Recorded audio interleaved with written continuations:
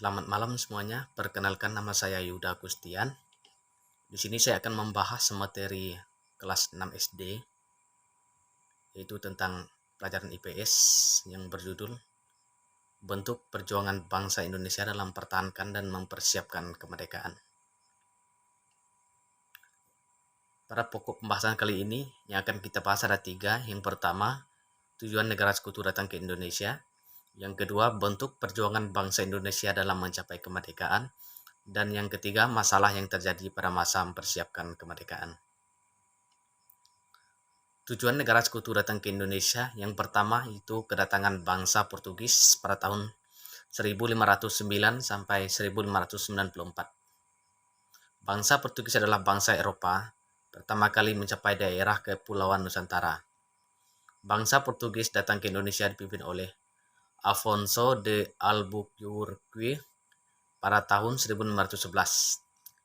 Tepatnya di wilayah Malaka. Tujuan mereka saat itu untuk mendominasi sumber perdagangan rempah-rempah yang menguntungkan pada abad ke-16.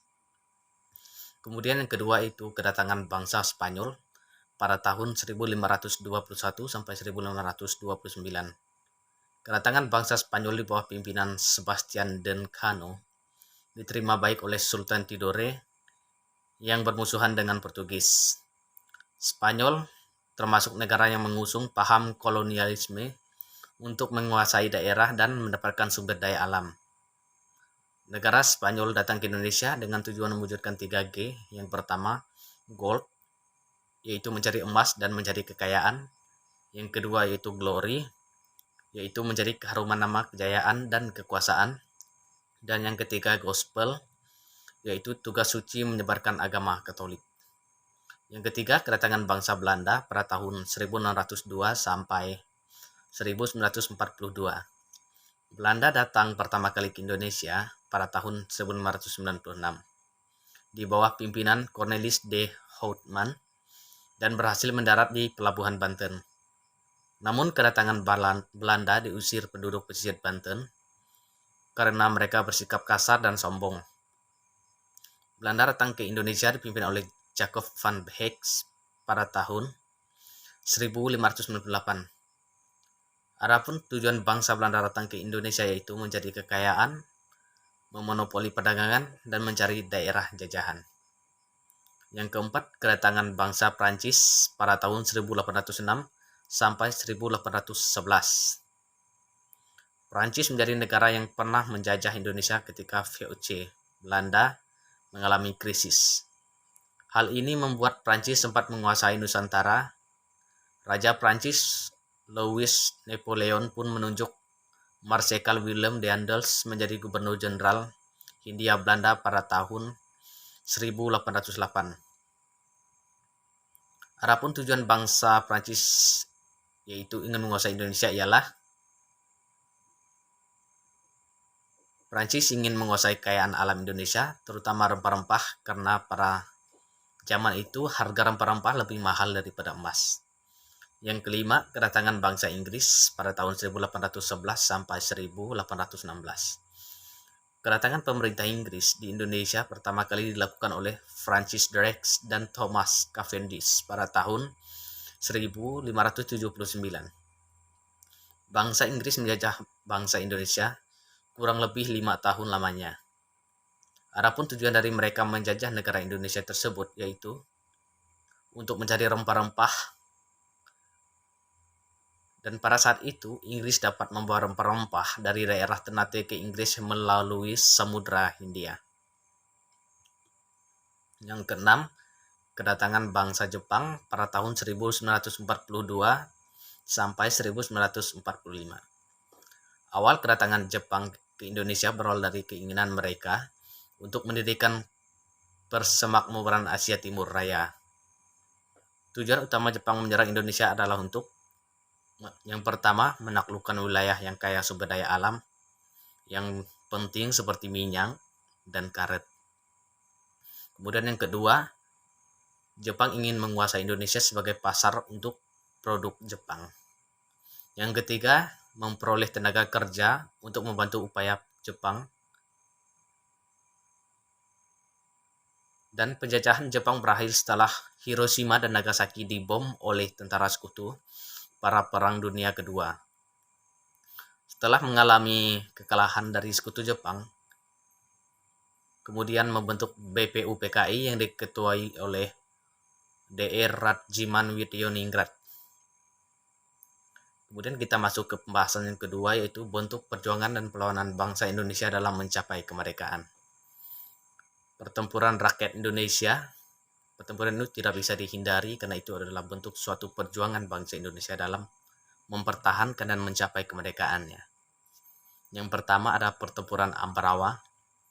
Peristiwa ini dimulai saat pasukan sekutu di bawah pimpinan Brigjen Bethel mendarat di Semarang pada tanggal 20 Oktober 1945.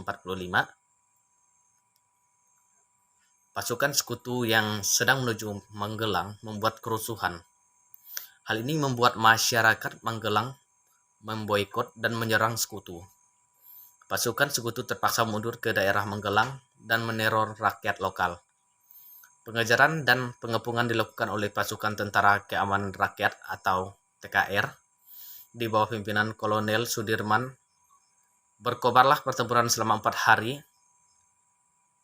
mulai dari 12 sampai 15 Desember tahun 1945, yang terkenal dengan nama Palagan Ambarawa.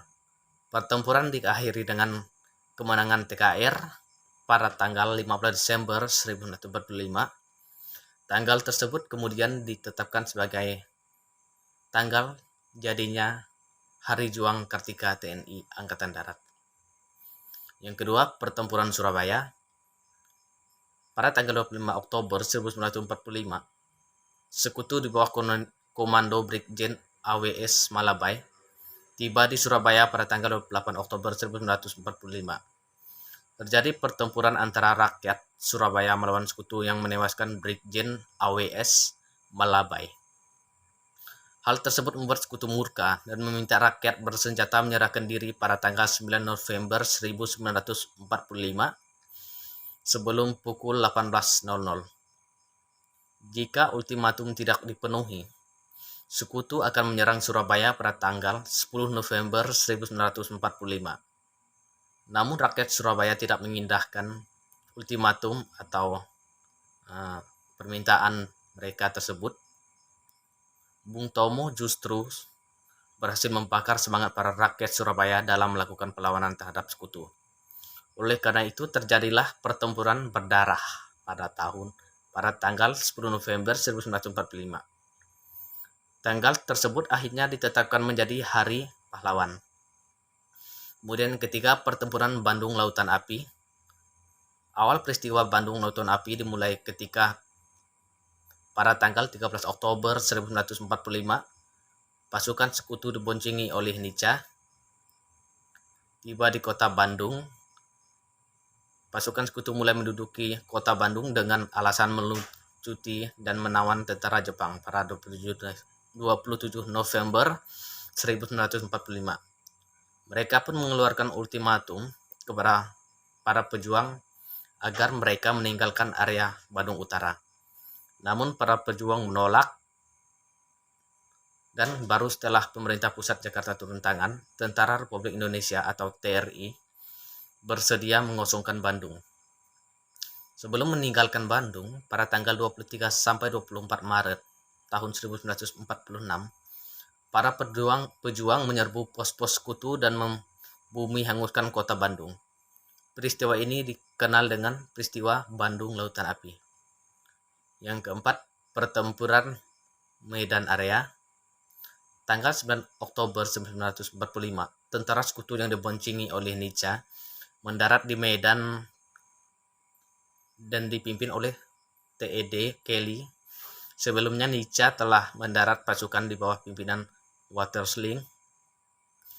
Para pemuda Medan segera membentuk TKR. Tanggal 13 Oktober 1945 terjadi pertempuran yang dikenal dengan nama Pertempuran Medan Area. Yang kelima, pertempuran Puputan Margarana. Pertempuran di daerah Bali ini melibatkan pasukan TKR Divisi Sunda kecil di bawah pimpinan Kolonel I Gusti Ngurah Rai dengan pasukan Belanda yang ingin menguasai wilayah Bali. Peperangan terjadi pada 20 November 1946 dini hari sampai dengan siang hari. Pasukan I Gusti Ngurah Rai berhasil memojokkan Belanda, namun Belanda yang mendesak segera memanggil bala bantuan. I Gusti Ngurah Rai pun beserta segenap pasukannya terus memaksa bertahan hingga titik darah penghabisan, namun sayang mereka harus gugur di pertempuran ini. Dan pertempuran ini pun disebut dengan pertempuran Puputan Margarana.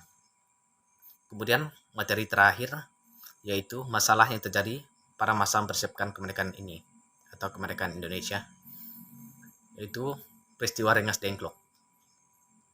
Peristiwa Rengas Dengklok adalah peristiwa penculikan yang dilakukan oleh sejumlah pemuda antara lain Soekarni, Wilkana, Aidit, dan Khairul Salih di perkumpulan Menteng 31 terhadap Soekarno-Hatta. Peristiwa Rengas Dengklok ini terjadi pada tanggal 16 Agustus 1945 pukul 4 WIB. Soekarno dan Hatta dibawa ke Rengas Dengklok, Karawang untuk kemudian didesak agar mempercepat proklamasi kemerdekaan Indonesia. Sampai terjadinya kesepakatan antara golongan tua yang diwakili oleh Soekarno dan Hatta serta MR Ahmad Soebarjo dengan golongan muda tentang kapan proklamasi akan dilaksanakan. Proklamasi kemerdekaan Republik Indonesia rencananya akan dibacakan Bung Karno dan Bung Hatta pada hari Jumat 17 Agustus 1945 di lapangan rumah Bung Karno di Jalan Pengsaan Timur nomor 56. Dipilih rumah Bung Karno bahwa ada sebuah acara yang akan diselenggarakan sehingga tentara Jepang telah menjaga-jaga untuk menghindari kericuhan antar penonton saat terjadi pembacaan teks proklamasi. Naskah teks proklamasi disusun di rumah Laksmana Muda Maeda di Jakarta. Dan pada tanggal 17 Agustus 1945, pernyataan proklamasi dikemanakan dengan teks proklamasi kemerdekaan Indonesia yang diketik oleh Sayuti Melik menggunakan mesin ketik yang dipinjam dari kantor Kepala Perwakilan Krieg Marine Mayor Laut Dr. Herman Kandeler. Sekian yang dapat saya sampaikan. Akhir kata saya ucapkan terima kasih dan selamat malam. Semoga materi ini dapat bermanfaat untuk kita semua.